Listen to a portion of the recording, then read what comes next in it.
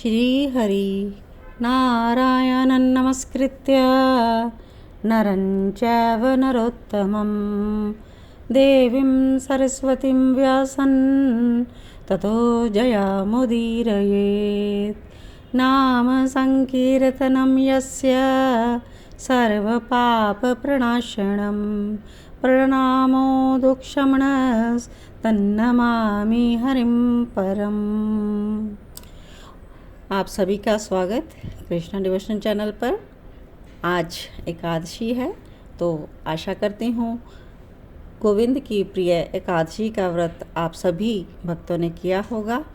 वैसे तो सभी दिन हरि नारायण की पूजा के लिए उत्तम हैं, लेकिन एकादशी के दिन और रात्रि को विष्णु भगवान की विशेष आराधना करनी चाहिए और विष्णु सहस्त्र नाम का पठन भी करना चाहिए और भगवान की तुलसी दल के द्वारा पूजन अर्चन भी करना चाहिए और रात्रि संकीर्तन भी करना चाहिए। एकादशी की भांति ही द्वादशी तिथि की भी बहुत महानता है।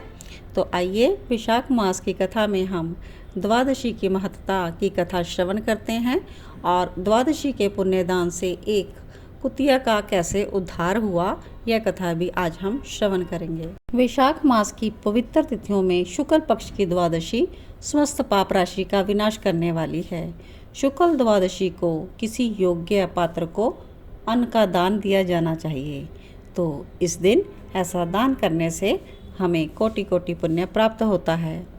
शुक्ल पक्ष की एकादशी तिथि में जो भगवान विष्णु की प्रसन्नता के लिए जागरण करता है वह जीवन मुक्त हो जाता है, और जो वैशाख की द्वादशी तिथि को तुलसी के कोमल दलों से भगवान विष्णु की पूजा करता है वह समूचे कुल का उद्धार करके वैकुंठ लोक का अधिपति होता है। और जो मनुष्य त्रयोदशी तिथि को दूध, दही, शक्कर, घी और शुद्ध मधु इन 5 द्रव्यों से भगवान विष्णु की प्रसन्नता के लिए उनकी पूजा करता है और पंच अमृत से भक्ति पूर्वक हरि को स्नान करवाता है वह संपूर्ण कुल का उद्धार करके भगवान विष्णु के लोक में प्रतिष्ठित हो जाता है। और जो सायंकाल में भगवान विष्णु की प्रसन्नता के लिए शरबत देता है वह अपने पुराने पाप को शीघ्र ही त्याग कर देता है।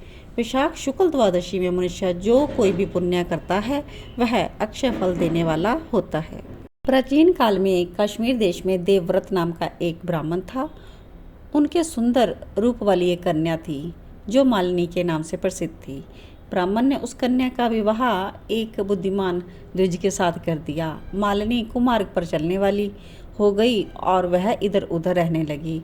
वह केवल आभूषण धारण करने के लिए पति का जीवन चाहती थी, उसकी हितैषणी नहीं थी। वह कभी भी पति की आज्ञा का पालन करने में तत्पर नहीं हुई और इन्हीं सभी दोषों के कारण उसके अंगों में कीड़े पड़ गए और उसकी हड्डियों में भी छेद हो गए थे। तो कीड़ों के ऐसे व्यवहार के कारण उसके सब अंग गल गए थे। तो ऐसे सब दुखों को लेकर वह मृत्यु लोक को प्राप्त हुई और नरक में यातनाएं भोगने लगी।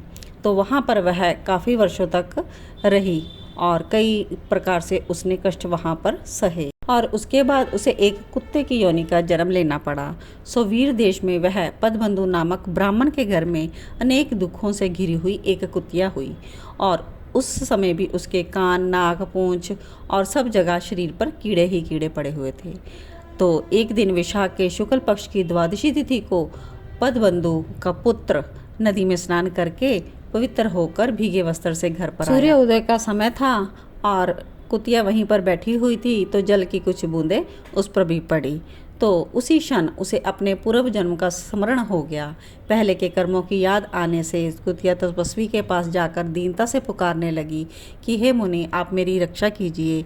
पदबंधु मुनि ने पुत्र से अपने पूर्व जन्म के दुराचार पूर्ण वृत्तांत सुनाए और ये भी कहा कि जो कोई दूसरी युवती पति के ऊपर वशीकरण का प्रयोग करती है वह दुराचारणी मेरी ही तरह तांबे में पकाई जाती है। पति स्वामी है, पति गुरु है, पति उत्तम देवता है। पति का अपराध करने वाली स्त्री सैकड़ों जन्मों तक तिर्यक योनि में और अरबों बार कीड़े की योनि में जन्म लेती है। इसलिए स्त्रियों को सदैव अपने पति की आज्ञा का पालन करना चाहिए। तो आज मैं आपकी दृष्टि के सन्मुख आई हूँ, तो आप मेरा इस घृणित योनि से उद्धार कर दीजिए। मुझ पापचारिणी को वैशाख शुक्ल पक्ष में अपना पुण्य प्रदान करके आप मेरा उद्धार कर दीजिए। उस कुतिया के वचन सुनकर ब्राह्मण के पुत्र ने कहा कि सब प्राणी अपने किए हुए कर्मों के ही सुख रूप दुख रूप फल भोगते हैं। जैसे सांप को दिया हुआ शक्कर मिश्रित दूध केवल विष की वृद्धि करता है, उसी प्रकार पापी को दिया हुआ पुण्य उसके पाप में ही सहायक होगा। तब वो कुतिया दुख में डूब गई और उसके पिता पद्मबंधु के पास गई और बोली कि मैं आपके दरवाजे की कुतिया हूँ, मैंने सदा आपकी ही जूठन खाई है, आप मेरी रक्षा करो, मुझे बचाए। तो महात्मा के घर पर जो पालतू जीव रहते हैं उनका उद्धार भी करना चाहिए। चंडाल, कोए, कुत्ते ये प्रतिदिन गृहस्थों के दिए हुए टुकड़े खाते हैं और वो उनकी दया के पात्र भी हैं। जो अपने ही पाले हुए रोग आदि ग्रस्त ऐसे प्राणी का उद्धार नहीं करता वह भी नरक में पड़ता है, यह विद्वानों का मत है। संसार की सृष्टि करने वाले भगवान विष्णु एक को कर्ता बनाकर स्वयं ही पत्नी, पुत्र आदि के ब्याह से समस्त जंतुओं का पालन करते हैं। अतः अपने पौध्य वर्ग की रक्षा करनी चाहिए, यह भगवान की आज्ञा है। दयालु होने के कारण आप मेरा उद्धार कर दीजिए। पद्मबंधु ने सब बात कुतिया से पूछी कि यह क्या वृतांत है। तब पुत्र ने सब समाचार कह सुनाया। तो उसे सुनकर पद्मबंधु बोला, बेटा तुमने कुतिया से ऐसा वचन नहीं कहना चाहिए था। साधु पुरुषों के मुंह से ऐसी बात नहीं निकलती। साधु पुरुष लोग तो दूसरों का उपकार करने के लिए उद्यत रहते हैं। चंद्रमा, सूर्य, वायु, रात्रि, अग्नि, जल, चंदन, वृक्ष और साधु पुरुष सदा दूसरों की भलाई में लगे रहते हैं। दैत्यों को महाबली जानकर महर्षि दधीची ने देवताओं का उपकार करने के लिए दयापूर्वक अपने शरीर की हड्डियां दे दी थी और पूर्व काल में राजा शिभी ने कबूतर के प्राण बचाने के लिए भूखे बाज को अपने शरीर का मांस तक दे दिया था। पहले इस पृथ्वी पर जीमूत वाहन नामक एक राजा हुए थे। उन्होंने एक सर्प का प्राण बचाने के लिए महात्मा गरुड़ को अपना जीवन समर्पित कर दिया था। इसलिए विद्वान ब्राह्मण को दयालु होना चाहिए। क्या इंद्रदेव शुद्ध स्थान पर ही वर्षा करते हैं, अशुद्ध स्थान में जल नहीं बरसाते? क्या चंद्रमा चंडाल के घर में प्रकाश नहीं करते? अतः बार बार प्रार्थना करने वाली इस कुतिया को मैं अपने पुण्य से उद्धार जरूर करूँगा।